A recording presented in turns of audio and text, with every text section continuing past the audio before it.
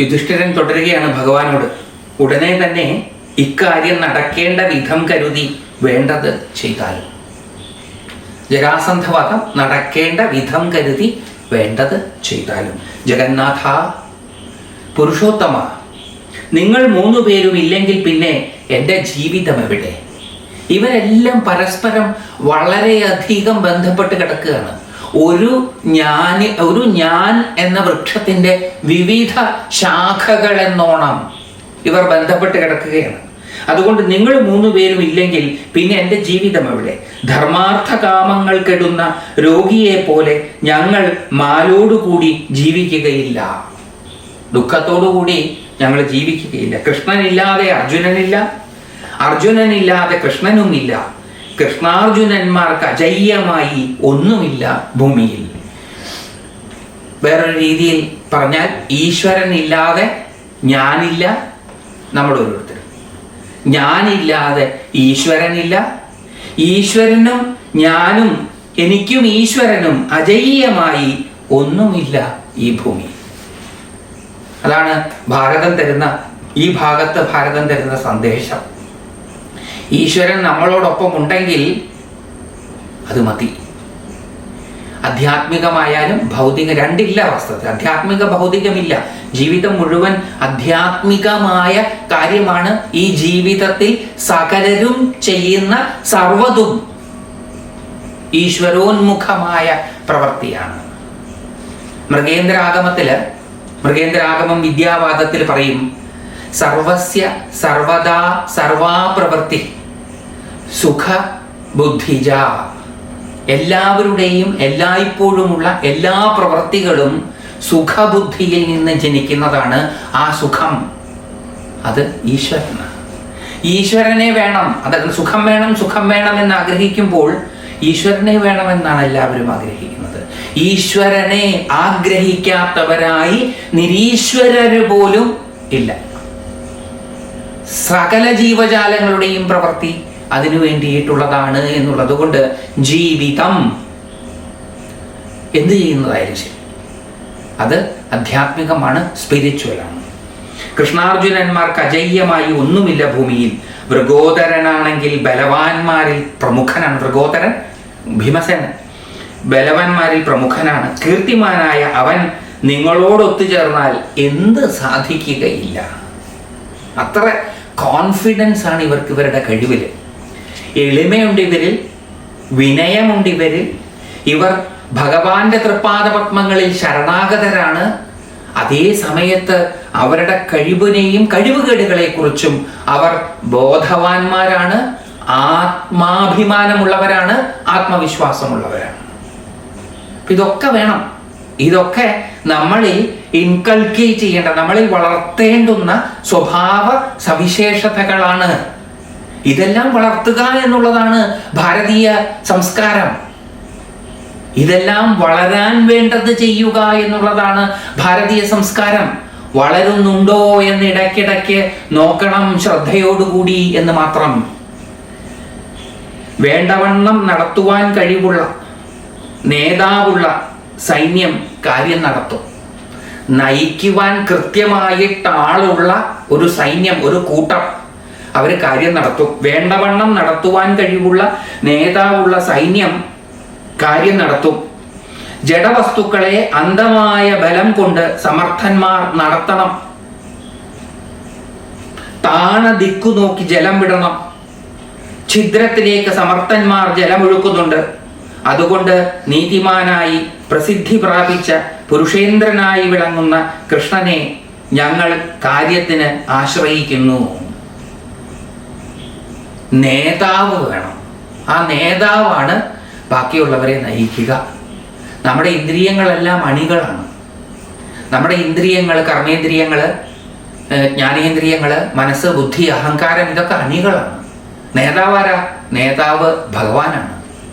അപ്പൊ നല്ല വേണ്ടവണ്ണം നടത്തുവാൻ കഴിവുള്ള നേതാവുള്ള സൈന്യം കാര്യം നടത്തും. ഏതൊരാളാണോ ഭഗവാന്റെ തൃപ്പാദ പത്മങ്ങളിൽ ആശ്രയിച്ചിരിക്കുന്നത് അവർ കാര്യം നടത്തും. ഇവിടെ നമ്മൾ മറ്റൊരു കാര്യവും കൂടി ചിന്തിക്കേണ്ടതായിട്ടുണ്ട്. ഞാൻ നേരത്തെ പറഞ്ഞതുമായിട്ട് കൂട്ടിച്ചേർത്ത് വായിക്കുവാൻ.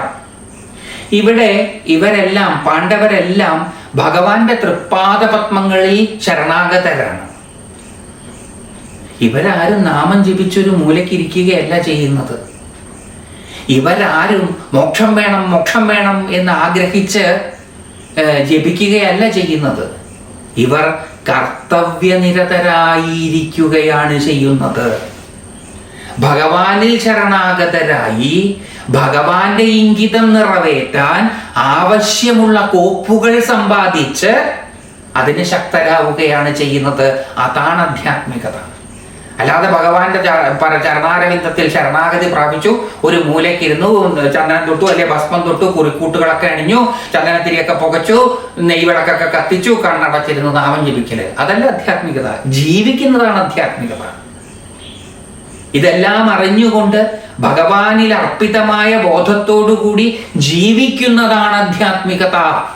ജീവിത നിരാസമല്ല ആധ്യാത്മികത. ജീവിതത്തെ ഒരു മൂലക്കിലേക്കാക്കുന്നതും അല്ല ആധ്യാത്മികത. വളരെ പ്രധാനപ്പെട്ട കാര്യമാണ്.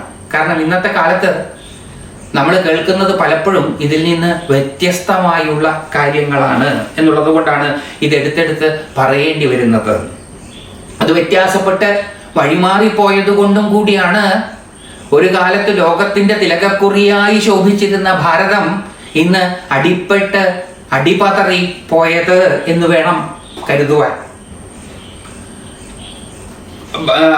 യുധിഷ്ഠിരൻ തുടങ്ങുകയാണ്. അതുകൊണ്ട് ഛിദ്രത്തിലേക്ക് എങ്ങനെയൊക്കെയാണ് താണ ദിക്കു നോക്കി ജലം വിടണം, ഛിദ്രം വിടവുള്ള സ്ഥലത്തേക്ക് നോക്കി സമർത്ഥന്മാർ ജലമൊഴുക്കുന്നുണ്ട്. അപ്പോഴാണ് ഈ തടുത്തു നിർത്താൻ കിട്ടിയിരിക്കുന്നതിനെ പൊട്ടിക്കാൻ സാധിക്കുക. അതുകൊണ്ട് നീതിമാനായി പ്രസിദ്ധി പ്രാപിച്ച് പുരുഷേന്ദ്രനായി വിളങ്ങുന്ന കൃഷ്ണനെ ഞങ്ങൾ കാര്യത്തിന് ആശ്രയിക്കുന്നു. അതുകൊണ്ട് ഞങ്ങള് ഭഗവാനെ ആശ്രയിക്കുന്നു. ഭഗവാനാണ് നയിക്കേണ്ടത്. കാരണം എന്താണ്, എപ്പോഴാണ്, എങ്ങനെയാണ് വേണ്ടത് എന്ന് നിശ്ചയിക്കുന്നത് ഭഗവാനാണ്. ആ ഭഗവാന്റെ നിശ്ചയത്തിന് വഴങ്ങി പ്രവർത്തിക്കുന്നവരാണ് ഞങ്ങൾ. ഇപ്രകാരം ബുദ്ധി, നയം, ശക്തി, ക്രിയോപായങ്ങൾ ഇവയുള്ളവനായ കൃഷ്ണൻ കാര്യം നേടേണ്ട ഇടങ്ങളിൽ മുമ്പിട്ട് നിൽക്കണം. അവിടെ നമ്മൾ പുറകോട്ട് പോകണം, ഭഗവാൻ മുമ്പിൽ നിൽക്കണം. ബുദ്ധി, നയം, ശക്തി, ക്രിയോപായങ്ങൾ, ഉപായം വേണം. ഇവയുള്ളവനായ കൃഷ്ണൻ കാര്യം നേടേണ്ട ഇടങ്ങളിൽ മുന്നിട്ട് നിൽക്കണം. ഇപ്രകാരം കാര്യസിദ്ധിക്ക് ഫൽഗുനൻ, അർജുനൻ കൃഷ്ണനെ പിന്തുടരണം. ഭീമൻ അർജുനനെയും പിന്തുടരണം. നയം, ജയം, ബലം എന്നിവ വിക്രമത്തിൽ ഫലപ്രദമാകും. നയം, ജയം, ബലം എന്നിവ വിക്രമത്തിൽ ഫലപ്രദമാകും. വൈശമ്പായനൻ പറഞ്ഞു. ഇപ്രകാരം പറഞ്ഞ് മഹാ ഓജസ്വികളായ ആ ഭ്രാതാക്കൾ, സഹോദരന്മാർ കൃഷ്ണനും പാണ്ഡവരും ജരാസന്ധനെ കാണുവാൻ മഗധയിലേക്ക് പുറപ്പെട്ടു. യുധിഷ്ഠിരനോട് ഇതൊക്കെ പറഞ്ഞു സമ്മതം വാങ്ങി അവര് മഗധയിലേക്ക് പുറപ്പെട്ടു. ഉജ്ജ്വലിക്കുന്ന സ്നാതക ബ്രാഹ്മണരുടെ വേഷത്തിൽ ഇഷ്ടജനങ്ങളുടെ ആശിസ്സും അഭിനന്ദനങ്ങളും കൈക്കൊണ്ട് അവർ യാത്രയ്ക്ക് ഒരുങ്ങി. വേഷം മാറിയിട്ട് അവർ പോകുന്നത് സ്നാതക ബ്രാഹ്മണർ, സമാവർത്തനം ആയി നിൽക്കുന്ന ബ്രാഹ്മണർ, ഉപനയനമൊക്കെ കഴിഞ്ഞ് ബ്രഹ്മചര്യമൊക്കെ കഴിഞ്ഞ് ഗാർഹസ്ഥ്യത്തിലേക്ക് പ്രവേശിക്കാൻ നിൽക്കുന്ന ബ്രാഹ്മണർ. അവരായിട്ട് വേഷം മാറിയിട്ട് ഇഷ്ടജനങ്ങളുടെ ആശിസ്സും അഭിനന്ദനങ്ങളും കൈക്കൊണ്ട് അവർ യാത്രയ്ക്കൊരുങ്ങി. വേഷപ്രച്ഛന്നരായിട്ടാണ് പോണത്. സൂര്യൻ, സോമൻ, അഗ്നി എന്നീ 3 തേജസ്സുകൾ പോലെ അവർ 3 പേരും പ്രശോഭിച്ചു. ഈ പ്രപഞ്ചത്തെ വെളിപ്പെടുത്തുന്ന 3 തേജസ്സുകളാണ് ഉള്ളത്. സൂര്യൻ, ചന്ദ്രൻ, അഗ്നി. ഇത് 3 പോലെ അവർ ശോഭിച്ചു. തങ്ങളുടെ ജ്ഞാതികളായ രാജാക്കന്മാരുടെ കഷ്ടസ്ഥിതി ആലോചിച്ച് അമർഷരായ അവർ കൂടുതൽ ഉജ്ജ്വലിച്ചു. ഈ ജരാസന്ധൻ പിടിച്ചിട്ടിരിക്കുന്ന രാജാക്കന്മാരെ കുറിച്ച് ആലോചിച്ച് അമർഷം ഉണ്ടായി, അവർ ദേഷ്യമുണ്ടായി. അപ്പൊ ആ ദേഷ്യത്തോടു കൂടി അവർ കൂടുതൽ ഉജ്ജ്വലിച്ചു. അപ്പൊ ഇവിടെ ഈ അമർഷം ഭൂഷണമാണ്. എപ്പോഴും കോപം മോശമല്ല, പലപ്പോഴും കോപം നല്ലതാണ്. കോപമായാലും മറ്റെന്ത് വികാരമായാലും അതിന് 2 തലമുണ്ട്. ഒന്ന് ഗുണകരമായ ഒരു തലം, മറ്റൊന്ന് ദോഷകരമായ തലം. അതിലെ ദോഷകരമായതിനെയാണ് മാറ്റേണ്ടത്. ദോഷകരമായത് പലപ്പോഴും അല്പാഹംബോധത്തിന്റെ വികാരമായിരിക്കും. അല്പാഹംബോധത്തിന്റെ വികാരം പലപ്പോഴും ദോഷകരമാണ്. പക്ഷേ പൂർണാഹംബോധത്തിന് ശരണാഗതരായിരിക്കുന്ന അല്പാഹംബോധത്തിന്റെ വികാരങ്ങൾ ഗുണകരവും ആണ്.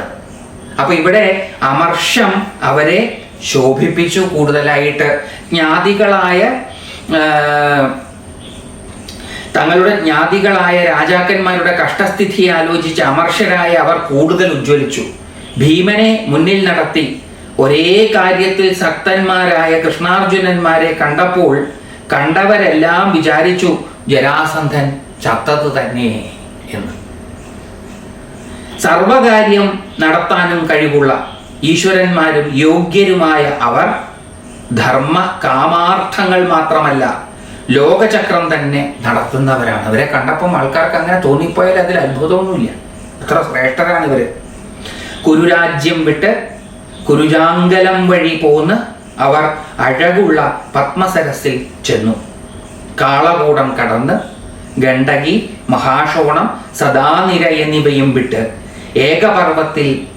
ഏകപർവ്വതത്തിൽ നദി കയറിക്കടന്ന് നടന്ന് സരയൂ നദിയും കടന്ന് പോകുന്ന വഴികളൊക്കെ വ്യാസൻ പറയുകയാണ്.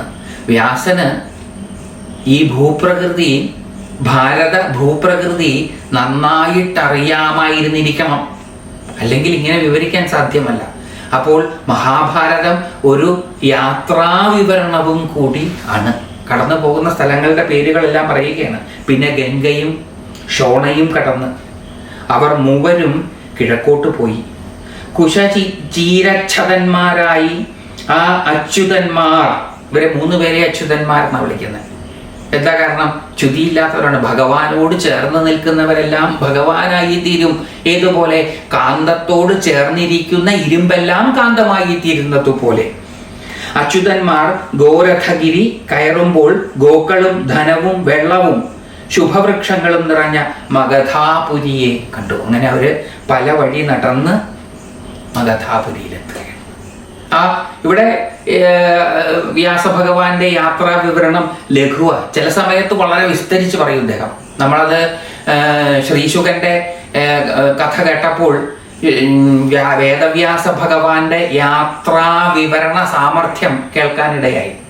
അപ്പൊ ഇദ്ദേഹം മനുഷ്യ ജീവിത യാത്ര മാത്രമല്ല തൻ്റെ തൂലിക കൊണ്ട് ഗംഭീരമായി രചിച്ചിട്ടുള്ളത്, യാത്രാ വിവരണവും ഭൂപ്രകൃതി വർണ്ണനയും ഇദ്ദേഹം ഗംഭീരമായിട്ട് നടത്തിയിട്ടുണ്ട്. അങ്ങനെ മഗധാപുരിയിൽ എത്തിയവര് വാസുദേവൻ പറഞ്ഞു പാർത്ഥനോടും ഭീമനോടുമായിട്ട്, പാർത്ഥ, ഇതാ പശുക്കൾ, ജലസമൃദ്ധിയുള്ള മൈതാനങ്ങൾ, രോഗമില്ലാത്ത ഗൃഹങ്ങൾ, ദൃഢമായി പണിത മേടകൾ എന്നിവ ചേർന്ന് മനോഹരമായ മഗധാപുരി കാണുക. ഇത് പറഞ്ഞതിൽ നിന്ന് നമുക്ക് എന്ത് മനസ്സിലാക്കാം? ജരാസന്ധൻ തൻ്റെ പ്രജകളോട് നന്നായിട്ട് പെരുമാറിയിരുന്നു എന്ന് മനസ്സിലാക്കാം. തൻ്റെ പ്രജകളെ ഊറ്റി ചൂഷണം ചെയ്ത് ജീവിക്കുന്ന ആളായിരുന്നില്ല ജരാസന്ധൻ.